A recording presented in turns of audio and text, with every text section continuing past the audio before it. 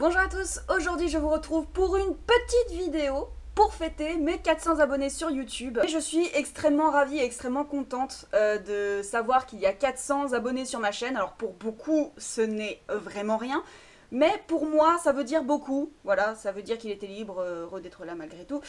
Moi je suis venue vous parler de mes petites habitudes de lecture, puisque je me suis dit que à 400 abonnés, il serait peut-être temps de parler un petit peu de mes petites habitudes de lecture. Et je vais résumer ça en 5 points, puisque j'ai déjà eu du mal à trouver 5 points. On va pas chercher à en trouver d'autres.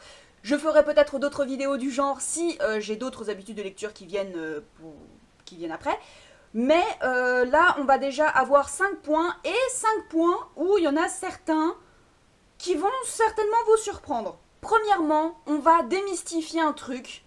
Je ne bois pas de thé quand je lis. Ce n'est pas dans mes habitudes de lire ou manger quelque chose quand je suis en train de lire. Parce qu'en règle générale, soit je suis tellement concentrée sur ma lecture que j'en oublie mon thé et donc quand j'y repense, eh ben en fait il est froid donc c'est pas bon. Soit je pense trop à mon thé et du coup j'oublie ma lecture. Donc en fait c'est un peu un cercle vicieux et du coup j'évite de boire du thé quand je lis. Deuxième petite habitude de lecture, et ça vous le savez certainement, hein, je me prépare des pales, donc des pales, des piles à lire pour le mois ou pour les différents challenges. Je me prépare des pales, oui, mais en fait je ne les respecte absolument pas.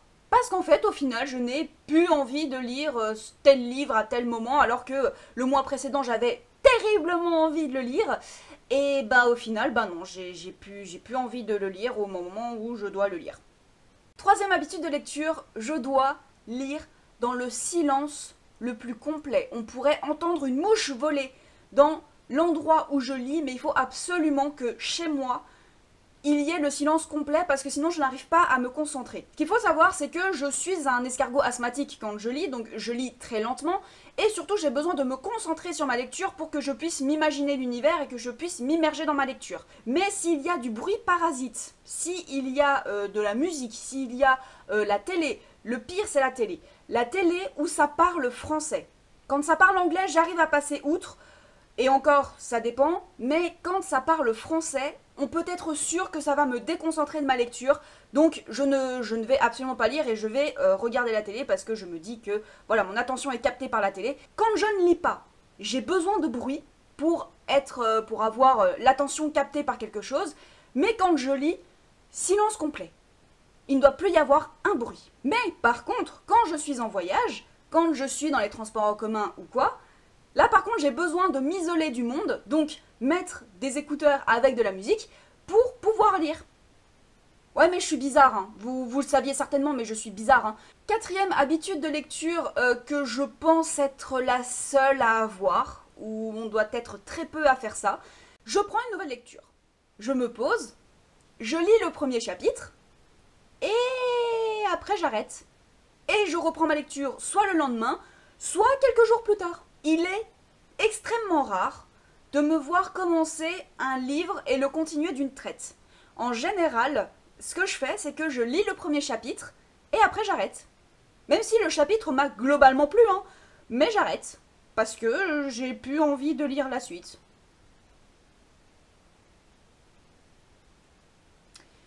Dites-moi en commentaire si je suis la seule à faire ça et que vous trouvez ça bizarre ou que une de mes habitudes sont bizarres d'après vous parce que...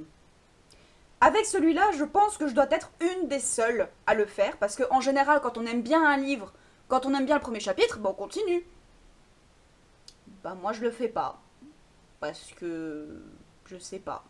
Parce que je lis le premier chapitre et après je reprends ma lecture quelques jours plus tard. Et après je peux enchaîner la lecture. Je peux lire le livre d'une traite. Mais le premier chapitre, je le lis et après j'attends avant de lire la suite. Et enfin, je l'ai fait.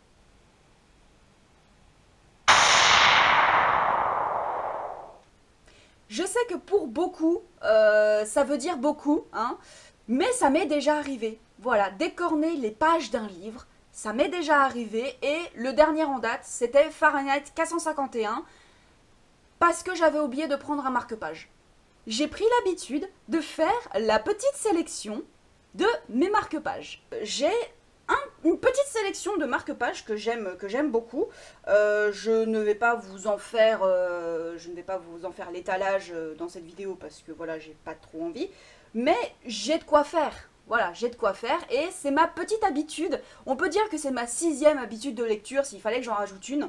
C'est de choisir méticuleusement mon marque-page quand je commence une nouvelle lecture. Donc en général, bon, je prends souvent des marque-pages avec des hiboux. Souvent, ce genre de marque-pages, bon, ils sont absolument plus d'actualité puisque c'était pour l'année 2017 parce qu'il y a des petites images d'hiboux trop mignonnes où j'aime bien aussi prendre ceux-là, voilà, parce que je les trouve vraiment très beaux. J'aime beaucoup les marque-pages. Donc, plot twist, au final, j'ai 6 habitudes de lecture puisque j'aime bien sélectionner mon petit marque-page dans ma petite tasse à marque-page. 7e habitude de lecture, c'est que je n'aime pas m'arrêter au beau milieu d'un chapitre. Il faut absolument que j'ai terminé le chapitre en cours que je suis en train de lire.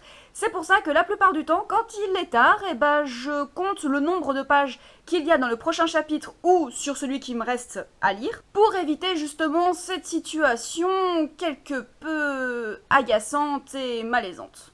Cette vidéo est maintenant terminée et j'espère qu'elle vous aura plu. N'hésitez surtout pas à me mettre en commentaire quelles sont vos habitudes de lecture un peu bizarre, un peu hors norme, on va dire.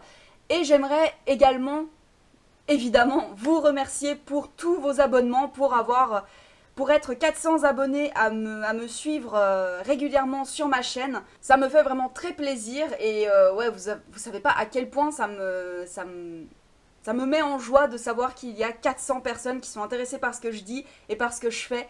Vraiment, je vous remercie beaucoup. Je vous souhaite une très bonne journée et de très belles aventures au pays des pages.